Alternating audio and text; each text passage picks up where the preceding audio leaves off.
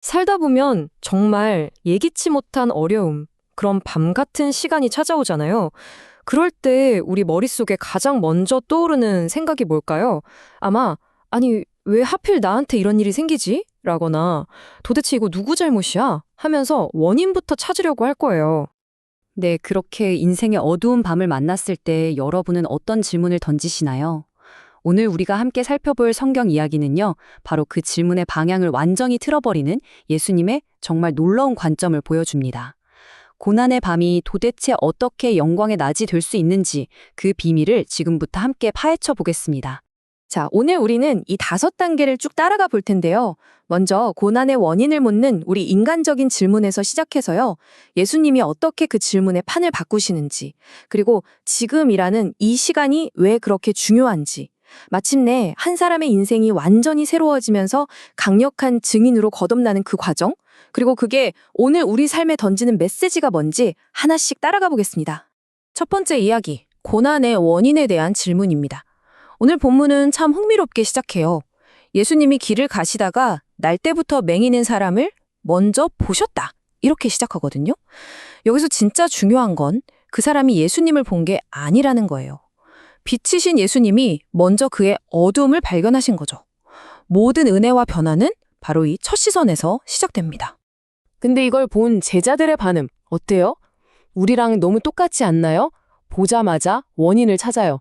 선생님, 이 사람이 이렇게 된 게 자기 죄 때문입니까? 아니면 부모의 죄 때문입니까? 그런데 예수님의 대답은요, 우리의 모든 예상을 완전히 뒤엎어버립니다. 이 사람이나 그 부모의 죄 때문이 아니다. 그에게서 하나님의 일이 나타나게 하려는 것이다. 와, 과거의 원인이 아니라 미래의 가능성을 보신 거죠. 두 번째, 바로 이 지점입니다. 예수님은요, 질문 자체를 바꾸시는 거예요.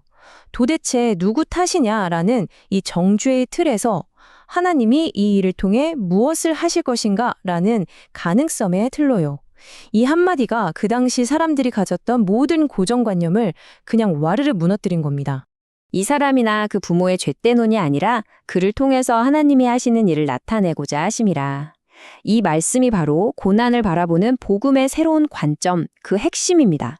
과거의 원인 분석에 갇혀서 끙끙 앓지 말고 바로 지금 여기서 하나님이 어떤 놀라운 일을 하실까? 이걸 기대하라는 메시지죠.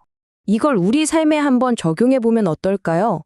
첫 번째 단계, 고난 앞에서 습관처럼 던지던 왜? 라는 질문을 한번 멈춰보는 겁니다. 그리고 두 번째 단계로 그 빈자리에 주님, 이 일을 통해 하실 일을 보게 해주세요 라고 기도해 보는 거죠. 이 작은 관점의 전환이 어쩌면 모든 것을 바꿀 수도 있습니다. 자, 세 번째 이야기입니다. 그렇다면 왜 하필 지금 이래야 할까요? 예수님은 이어서 낮과 밤이라는 비유를 두시면서 이 영적인 기회의 시간이 얼마나 중요한지를 말씀하십니다. 근데 여기서 예수님이 사용하신 한 단어가 정말 놀라워요. 바로 우리라는 단어입니다. 내가 이래야 한다가 아니라 우리가 이래야 한다고 말씀하세요. 이건 뭐냐면 우리를 그냥 구경꾼으로 내버려 두지 않으시고 이 놀라운 일의 동역자로, 참여자로 초대하고 계신 겁니다. 그럼 여기서 낫이라는 건 뭘까요? 바로 기회가 주어진 지금 이 순간을 뜻합니다. 하나님이 일하시는 은혜의 때라는 거죠. 회개할 일이든 누군가와 화해할 일이든 섬겨야 할 일이든 내일로 미루지 말고 빛이 비추고 있는 바로 오늘 행동하라는 아주 강력한 촉구인 셈입니다. 네 번째, 드디어 한 사람의 인생이 완전히 새로 창조되는 순간입니다. 예수님께서 갑자기 땅에 침을 뱉어서 진흙을 익히시고 그걸 그 사람의 눈에 바르시는 아주 독특한 행동을 하세요. 근데 여기서 좀 이상하지 않으세요? 아니, 말수 한마디로 죽은 사람도 살리시는 분이 왜 굳이 흙에 침을 뱉어서 진흙을 만드는 어떻게 보면 좀 비위생적이고 이상해 보이는 방법을 쓰셨을까요? 여기에는 정말 깊은 의미가 숨어 있습니다. 그 답은 바로 이게 단순한 치료가 아니라 새로운 창조의 사건이기 때문입니다. 이 장면 어디서 많이 본 것 같지 않으세요? 맞아요. 바로 창세기에서 하나님이 흙으로 첫사람 아담을 빚으셨던 그 장면과 너무나도 닮아 있습니다.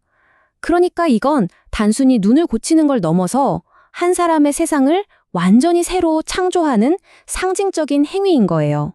그리고 예수님은 그를 실로암이라는 연못으로 보내십니다. 근데 성경이 친절하게도 이 이름의 뜻을 알려주죠. 바로 보냄을 받았다는 뜻이에요. 이게 우연일까요? 절대 아니죠. 예수님 자신이 바로 아버지께 보냄을 받은 분이시잖아요. 결국 이 명령은 보냄 받은 자이신 나에게로 와서 씻으라 라는 깊은 의미를 담고 있는 겁니다. 여기서 우리는 믿음에 대한 정말 중요한 원리를 발견하게 됩니다. 순종이라는 건요, 머리로 모든 걸 다 이해하고 계산이 끝난 다음에 시작하는 게 아니라는 거예요. 그냥 그 말씀을 믿고 한 걸음 뗄 때, 그때 길이 열리는 거죠. 이 사람은 뭐 복잡한 신학을 알아서 간 게 아니에요. 그저 가서 씻으라는 그 한마디를 믿고 움직였을 뿐이고, 바로 그 순종의 걸음 끝에서 기적이 일어났습니다. 자, 이제 마지막 5번째, 내 삶의 내가 그라입니다. 눈을 뜨고 돌아온 그를 보고 동네 사람들이 막 웅성거려요. 저 사람 전에 구걸하던 그 사람 맞아? 아닌 것 같은데? 그냥 닮은 사람 아니야? 바로 그때 그의 입에서 가장 단순하지만 가장 강력한 대답이 터져 나옵니다. 내가 그라. 바로 이 한마디입니다. 우리말로 쉽게 풀면 네, 맞습니다. 바로 접니다. 어떤 길고 복잡한 설명도 변명도 없어요. 그냥 변화된 내 삶, 그 자체가 누구도 부인할 수 없는 증거가 되는 바로 그 순간이죠. 사람들은 늘 어떻게에 집중하잖아요. 그 방법을 궁금해해요. 아니, 대체 어떻게 눈을 뜬 거야? 하지만 진짜 은혜를 경험한 사람의 대답은 언제나 누가를 향합니다. 예수라 하는 그 사람이 나를 고쳐주셨습니다. 핵심은 방법론이 아니라 바로 그분을 만났다는 사실이니까요. 그러니까 우리가 전혀 부담 가질 필요가 없는 거예요.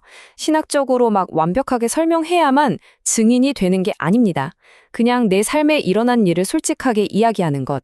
예전에 내가 아닙니다. 예수님이 나를 이렇게 바꾸셨습니다. 라고 말하는 것. 그것이야말로 세상에서 가장 강력한 증언이 됩니다. 자, 오늘 이야기의 핵심을 딱 3가지로 정리해 볼까요? 첫째, 고난은 누구 탓을 따지는 자리가 아니라 하나님의 놀라운 일이 드러나는 무대가 될 수 있습니다.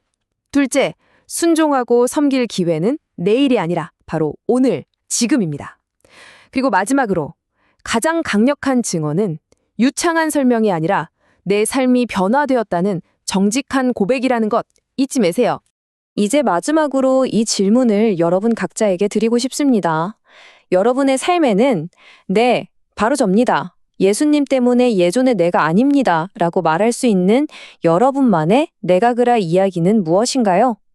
오늘 이 본문이 여러분 각자의 삶에 이미 찾아온 그 빛을 발견하는 소중한 계기가 되기를 바랍니다.